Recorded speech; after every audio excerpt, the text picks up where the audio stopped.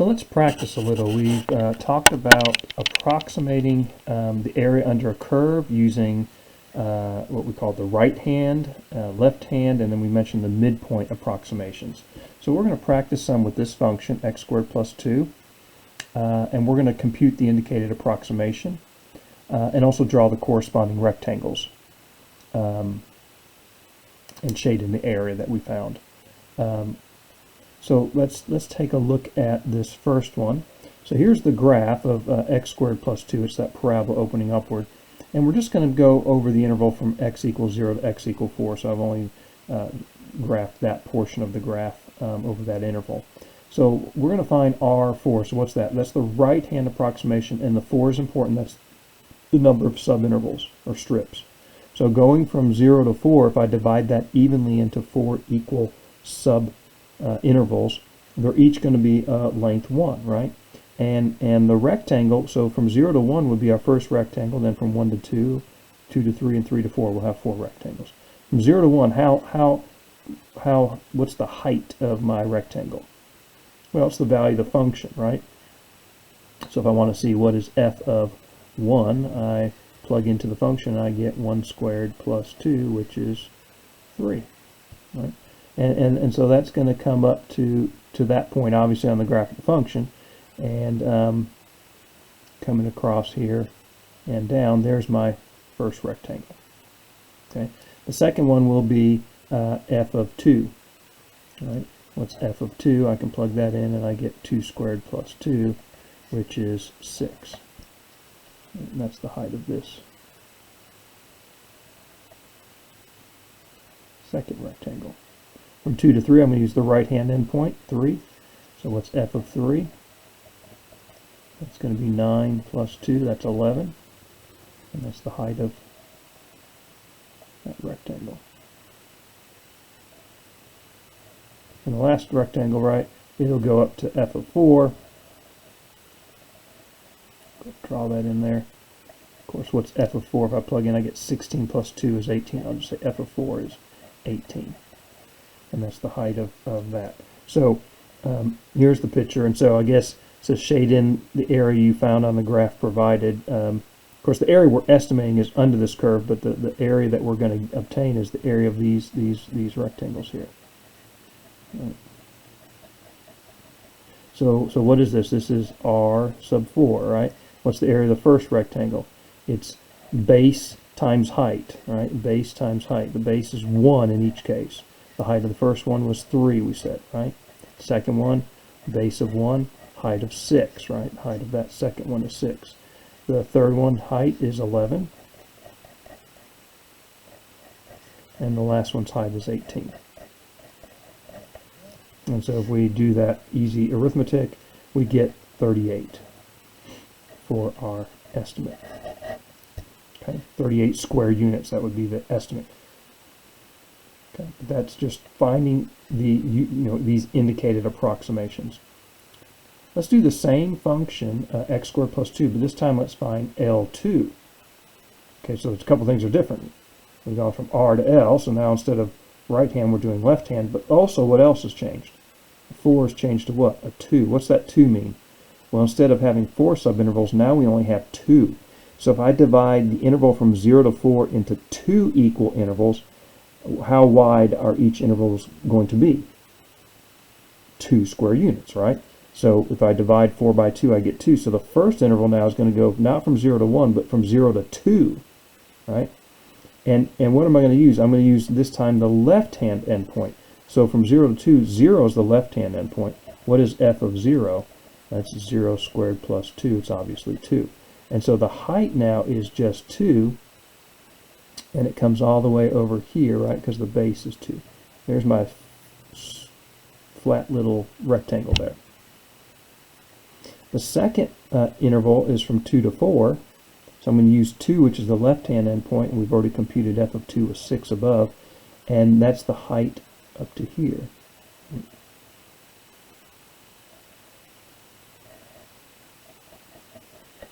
And there's my second rectangle. Okay, so L sub 2 is what? The first rectangle. Its base is what? Not 1, but 2. Its height was what? 2. and the second rectangle, base is 2, height is 6. So I get 4 plus 12, which is 16. Okay, so notice basically the idea of finding the width. I can find the width by taking the length of the interval, which is 4 minus 0, 4 units, and divide it by the number of subintervals 2, and that will tell me how wide each of my subintervals are, as long as we're doing equal width subintervals. One last one, we're going to do the same function again over the same interval, but this time M4. Well, what's M4? So M is midpoint, and 4 is the number of subintervals. So we're back to 4 subintervals, so they're 1 unit wide each, and the first subinterval from 0 to 1, what's the midpoint? It's a half, right? So I need to figure out what is f of 1/2. So that's 1/2 squared plus 2, which is 2.25. Right? So the height, I just come up to that point right there, and now I'm going to draw a horizontal line right over that. There's my rectangle for that first one.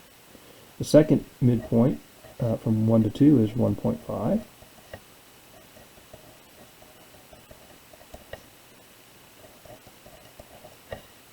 And so the height of that is 4.25, and I come across.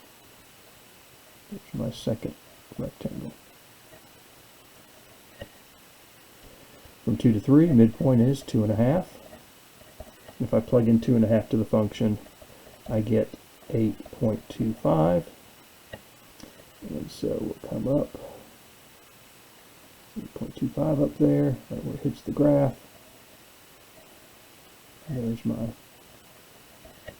third rectangle. The last rectangle from 3 to 4, the midpoint halfway between 3 and 4 is 3.5. If I plug that into the function, I get 14.25. And that's how that height is 14.25 right there.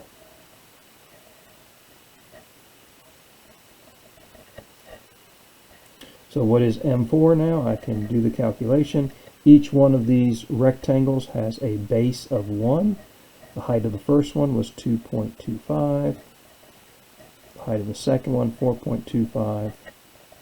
Height of the third one, 8.25. And the last one, 14.25. If I add all that up, I get 29 for the midpoint approximation. Okay, so these are all approximations. Now, clearly the first one we talked about, the right-hand sum, that's going to be an overestimate, right? It's going to be more than the area under the curve because all our rectangles are above. The left-hand sum is an underestimate, right, clearly, right? We're missing some area under the curve as an estimate.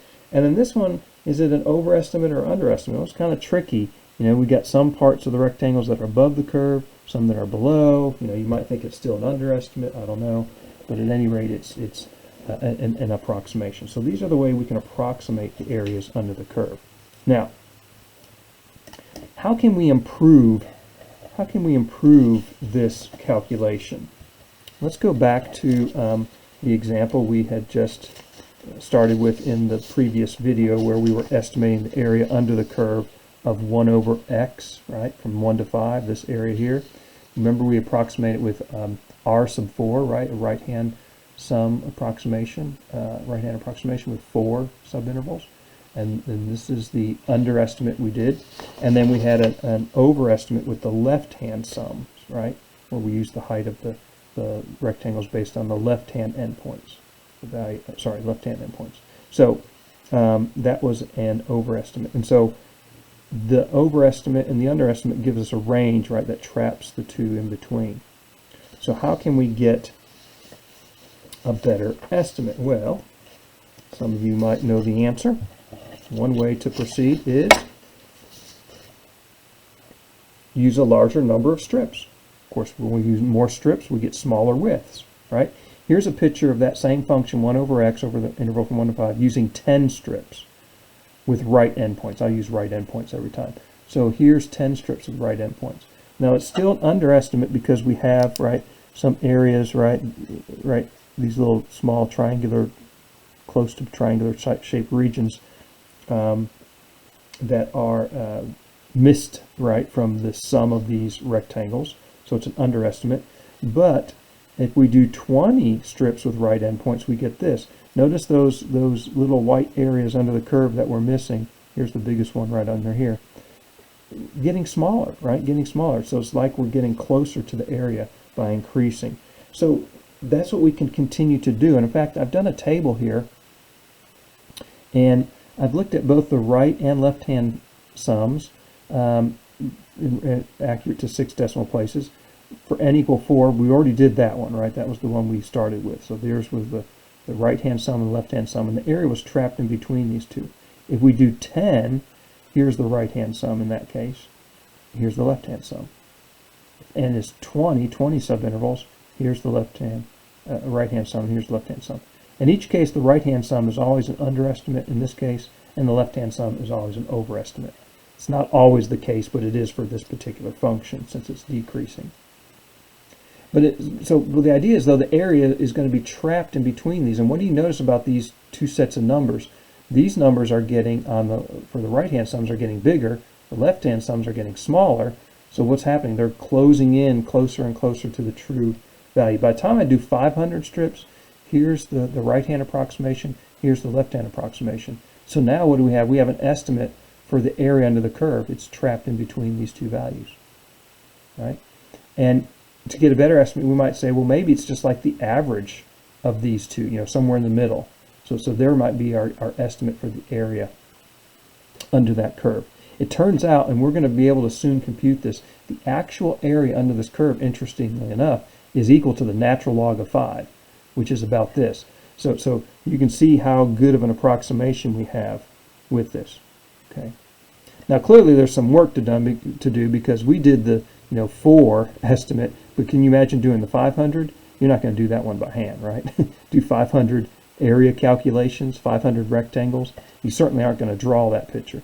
But if you're a computer science person, this is really a fairly easy thing to program, right? And once you have it set up to where you can input n and generate these right and left-hand sums, that will be very useful.